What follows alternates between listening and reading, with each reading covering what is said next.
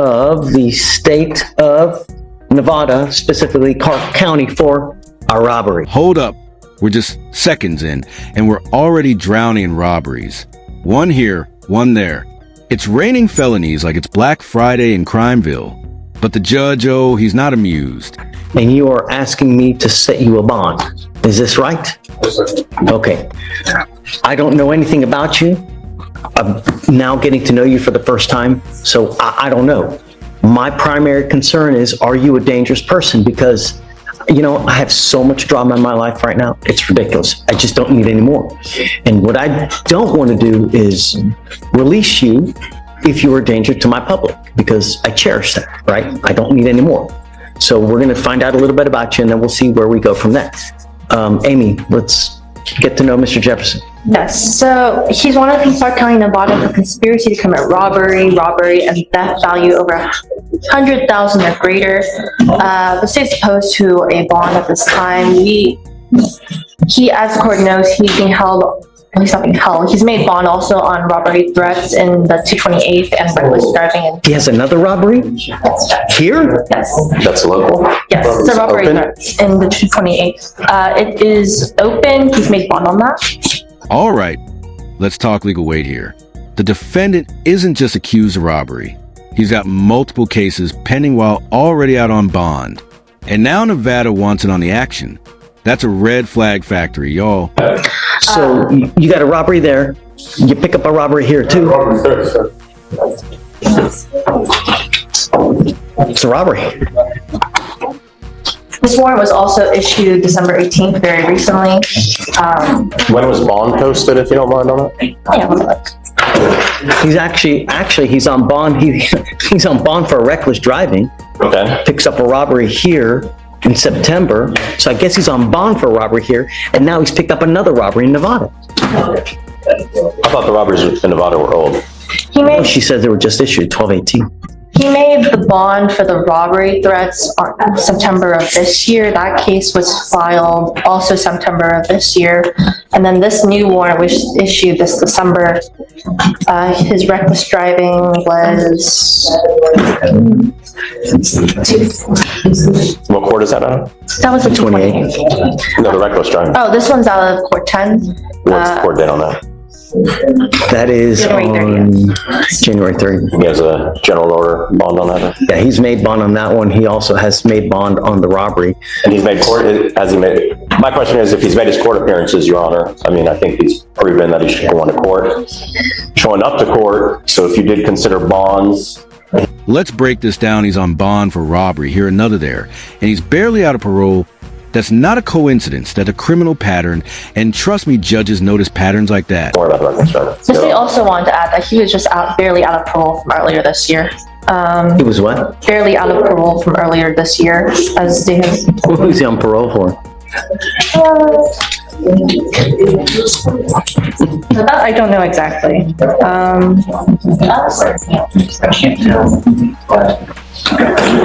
Mr. Jefferson, I got to be frank. You scare me, man. You know, you continue to pick up cases, and they're serious cases, right? Second-degree felony. I don't know, maybe this is third degree, but nevertheless, you have a robbery here, you pick up a robbery over there. That scares me.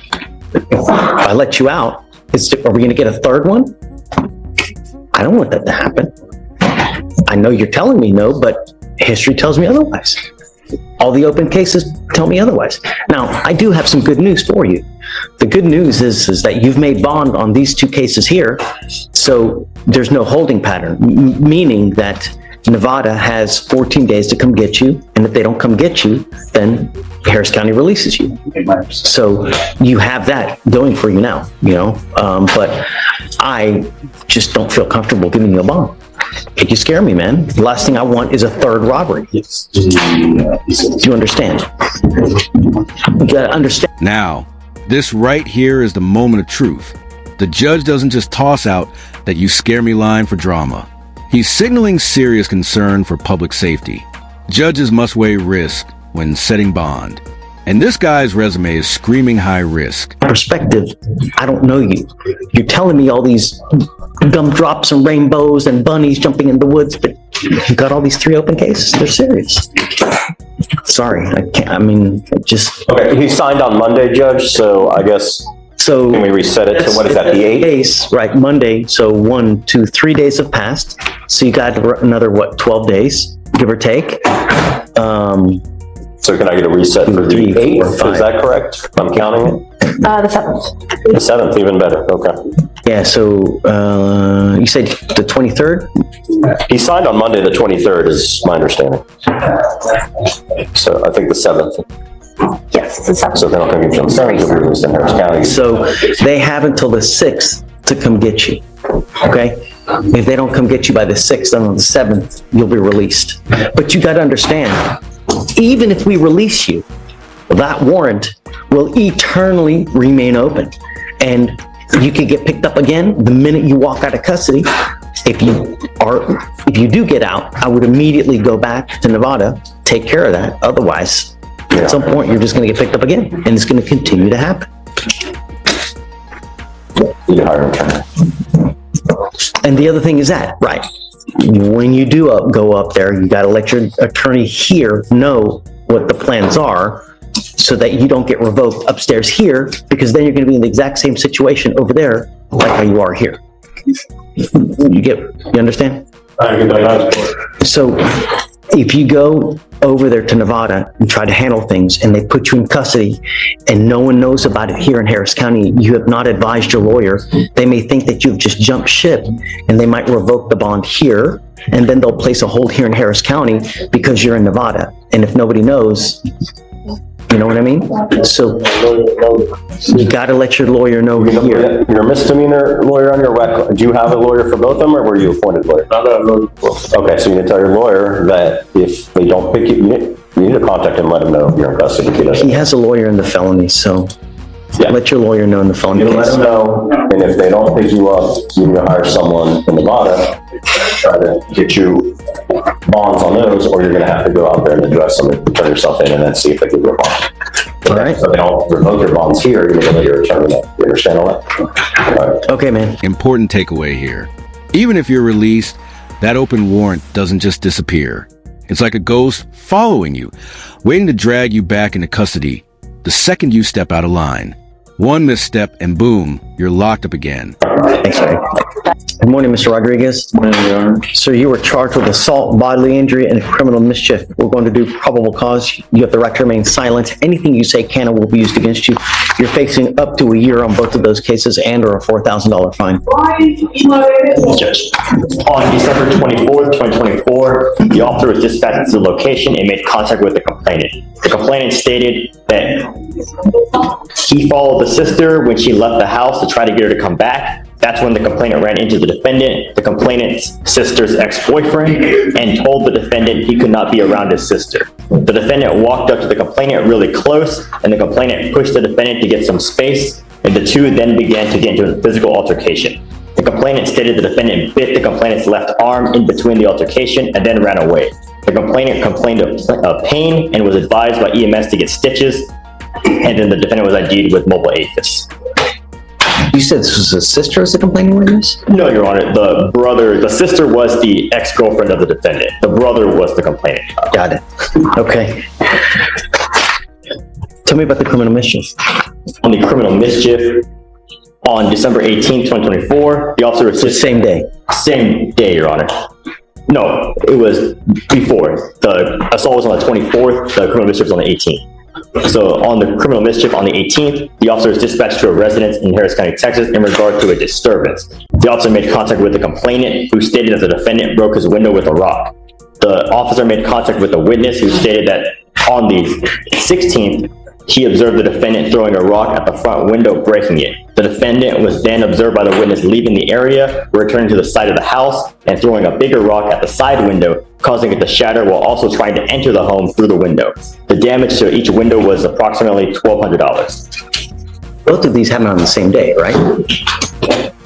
No, Your Honor. The assault was on the 24th, and according to the witness, the criminal mischief was on the 16th of December. So the criminal mischief occurred before the assault. But I'm looking at the information. The information says December 16th on both. There is a second assault, Your Honor. There's one On the 31st. Yes. Oh, okay. My apologies. I was reading because he was just picked up an assault. Let me read the assault that's out of the same transaction, Your Honor, because he picked up another assault, and that was my apologies. So for the assault on the 16th, the officers were dispatched to a Walmart in regard to service for a disturbance, and the defendant was taken back to the original scene. And the officer spoke to the complainant, who stated that he went looking for the defendant because he was a person of interest in a previous incident. While waiting for police to arrive, the defendant tackled the complainant to the ground and held him in a rear chokehold for approximately 10 seconds, impeding his breath. The complainant stated he felt pain and suffered minor injuries to his person, including a scrape on his left knee, a scrape on his right elbow, and a swollen upper lip. A witness, the complainant's girlfriend, witnessed the incident and saw the defendant choking the complainant. The defendant also admitted to placing the complainant in a chokehold. All right, Mr. Rodriguez, I'm going to find that there's probable cause to go forward with the case. I'm ordering you as a condition of your bond not to consume alcohol, illegal drugs, or unprescribed controlled medication. Yes, Your Honor. If you have a problem with drugs and alcohol, you better address it, because I'm telling you now, No, it's not a problem, sir. look at me. If it becomes a problem, I'm going to address it for you, and I promise you're not going to like the Did you catch that? The chokehold, the rock throwing, the assault rap sheet, like the Greatest Hits album. This isn't just criminal mischief. It's a walking red flag collection. And now the judge is ordering drug testing on the spot. This courtroom's got more plot twists than a Netflix thriller. understand. I'm going to test you heavily.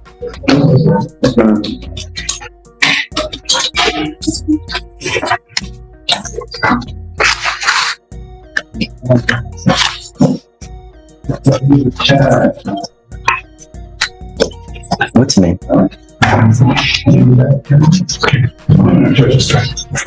What is your name, sir? Mark. Mark. Hi, Mark. Nice to meet you. I'd like to send Mr. Rodriguez for a drug test right now, please. Stop. Don't say anything. Stop. I'm sending you for a drug test now. I'm gonna have you come back. I want to see what's going on. That's it. But come back. I'll give you a lawyer today. I want to know what's going on with you so that we're both on the same page. Don't say anything. Stop. Stop. Go take the test, and I want you to come back. I'm going to appoint your lawyer today. As far as your bond conditions are concerned, you're not to have any contact with the complaining witness in this case, not to go where they live, where they work, where they breathe. You're not to be in possession of any weapons. Do you understand? If you violate these conditions, you know what's going to happen. Do you understand? All right, please. So don't worry about conditions, because I'm going to have them monitor your trial. Judge. 5002. I'm looking at Rodriguez. He's on, today's on watching. Okay, great. Come up, sir. And we have those results. Great.